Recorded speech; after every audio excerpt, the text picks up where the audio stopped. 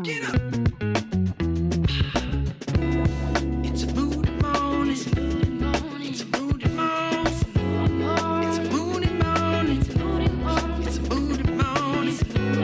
It's a Moody morning. Better get up on it. Hey, it's a Moody morning. Don't let your mornings be moody. Let them be moody. Well, hello, boys and girls. It's me, Dr. Moody, and welcome back to our podcast, Moody Mornings, where we have exactly what you need for your moody mornings. Well, we're back today with episode number 18, and on today's episode, we're going to look at the life of Gideon and his many worries. As always, before we start, let's welcome my co-host, Pastor co-host Steve. How are you doing today? Good Moody morning, Dr. Moody. I'm doing really well today. How are you? Well, to be honest, Pastor Steve, I too am a little worried. Why, Dr. Moody? Did you see another spider? Very funny. No, it's much more serious this time.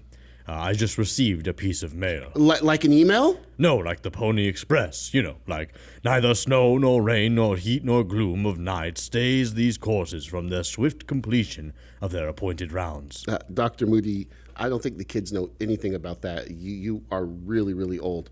Well, and who gets mail anyway anymore? Everyone nowadays has an email. No, not me. I always say if it ain't broke, don't fix it.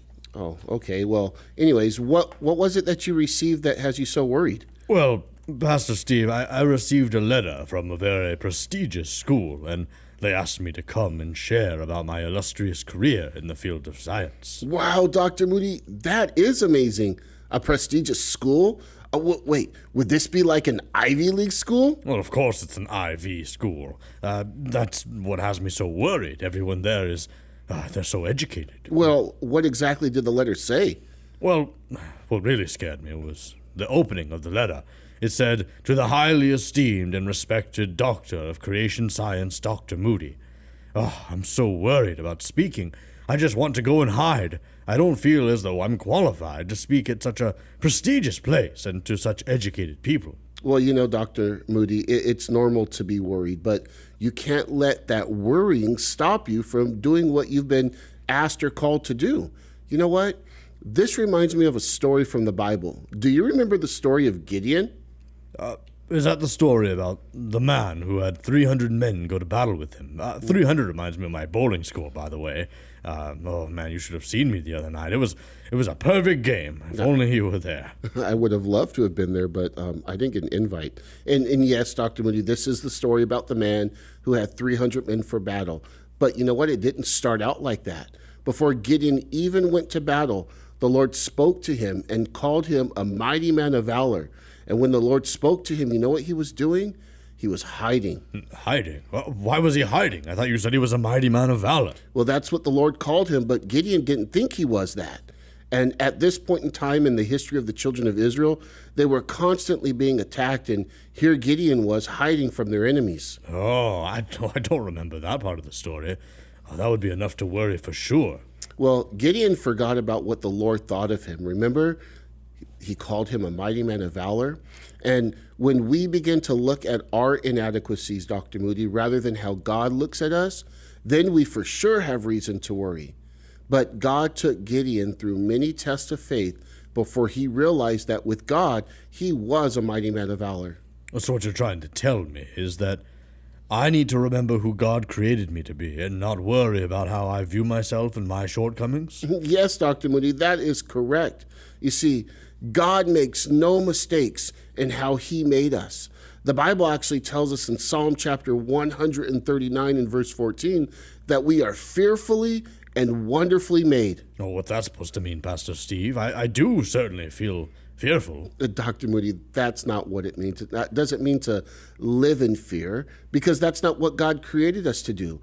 But it means that he created us awesomely and wonderfully. We are a fearfully and wonderfully made. God created you very carefully and very skillfully, and he made no mistakes when he created you. So when he calls Gideon a mighty man of valor, he knew exactly who Gideon was because God is the one who created him. Oh, wow, that is astonishing. Even though I am considered highly esteemed and respected scientist. God is a far greater scientist than I could ever be. Simply knowing that God has created me fearfully and wonderfully brings me so much comfort in knowing what God has called me to do. Why, it even makes me downright happy. I could sing a song about being happy all the time. I'm in, right, out, right, up, right, down, right, happy all the time. I'm in, right, out, right, up, right, down, right, happy all the time. Since Jesus Christ came in and took away my sin. I'm in, right, out, right, up, right, down, right, happy all the time. I'm in, right, out, right, up, right, down, right, happy all the time. I'm in, right, out, right, up, right, down, right, happy all the time. Since Jesus Christ came in and took away my sin. I'm in, right, out, right, up, right, down, right, happy all the time. I'm in, right, out, right, up, right, down, right, happy all the time. I'm in, right, out, right, up, right, down, right, happy all the time. Since Jesus Christ came in and took away my sin. I'm in, right, out, right, up, right, down, right, happy all the time. I'm in, right, out, right, up, right, down, right, happy all the time. I'm in, right, out, right, up, right, down, right, happy all the time. Since Jesus Christ came in and took away my sin. I'm in, right, out, right, up, right, down, right, happy all the time. I'm in, right, out, right, up, right, down, right, happy all the time. I'm in, right, out, right, up, right, down, right, happy all the time. Since Jesus Christ came in and took away my sin. I'm in, right, out, right, up, right, down, right, happy all the time. I'm in, right, out, right, up, right, down, right, happy all the time. I'm in, right, out, right, up, right, down, right, happy all the time. Since Jesus Christ came in and took away my sin. I'm in, right, out, right, up, right, down, right, happy all the time. Yeah. Well, so let's get back to the story of Gideon. Pastor Steve, you mentioned that God took Gideon through many tests of faith before he went into battle. How about you share some of them? Of course, Dr. Moody, I would love to.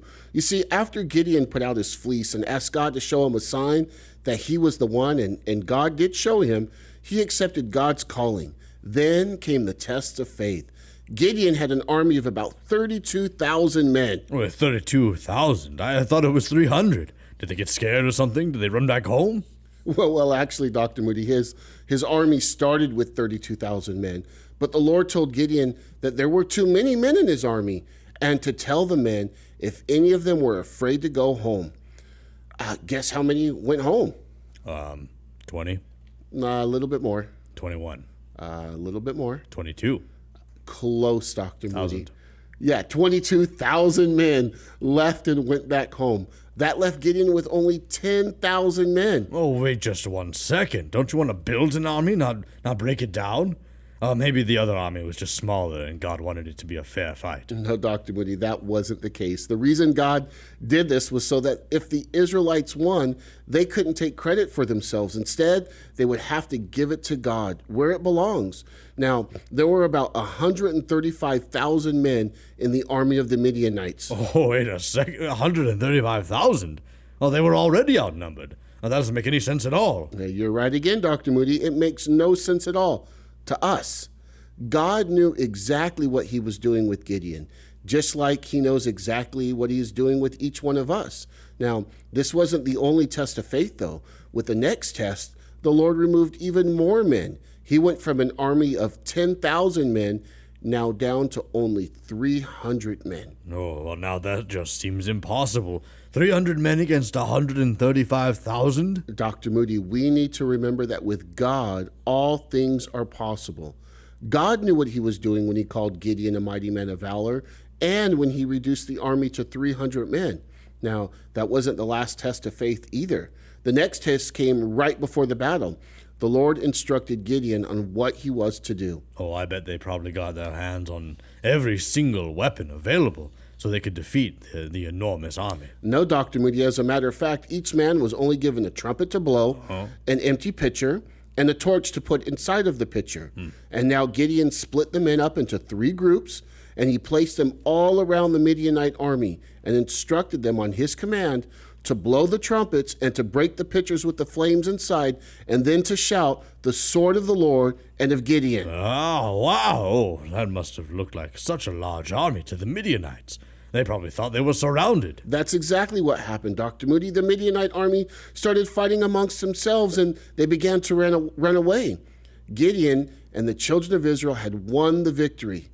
Gideon was a mighty man of valor, not because of his military victory, but because of his trust in the Lord. Okay, so what you're saying is that even though I might not think I'm qualified enough to speak at such a prestigious school and to a prestigious group of people, God will still use me no matter what? That's right, Dr. Moody. God can and will use you no matter what. I don't think it was an accident that you were called a highly esteemed and respected doctor of creation science. I know that you have put in a lot of years of hard work to get to this point, and whoever it is must think that you have something really important to offer. Oh, well, thank you, Pastor Steve. That really means a lot coming from you. You're welcome, Dr. Moody. By the way, you never mentioned the name of the school that you were going to be speaking at. You're right. I didn't. Are you going to tell us? Do I have to? Please, Dr. Moody, we are all anxious to hear where it is that you're going to be sharing at. Okay. Well, it's called IV Shrub Academy for Young Minds. Wait. Is that a new university? I don't seem to recall that being in the Ivy League. Well, I never said it was in the Ivy League. I said it was IV. That's the name. IV Shrub Academy for Young Minds. I see, but it is a college, right? Not exactly. It's more of a college prep school. Oh, high school students. Isn't everything we do just prep for college anyways? No, to answer your question, this is a school for young minds. Kindergartners.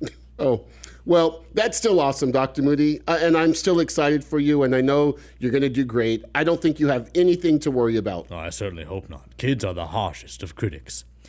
Boys and girls, has there ever been a situation in your life where you've been worried, but you learned to trust God that you would like to share with us? Or do you have a question about the Bible, or a question for Dr. Moody? We would love to hear from you. Have your parents message us on Instagram, and who knows, maybe we might just answer your question here on Moody Mornings. Next time on Moody Mornings, we'll take a look at the life of Paul the Apostle and how he displayed optimism while in prison. Be sure to tune in, and don't forget to check us out online. Have your parents search for us on Instagram, Facebook, and YouTube. Just have them search for CCGS Kids. And don't forget to follow our podcast, Moody Mornings, so you don't miss out on any new episodes. And remember, no matter what time of the day, you can always have a Moody Morning. We'll see you next time. Goodbye.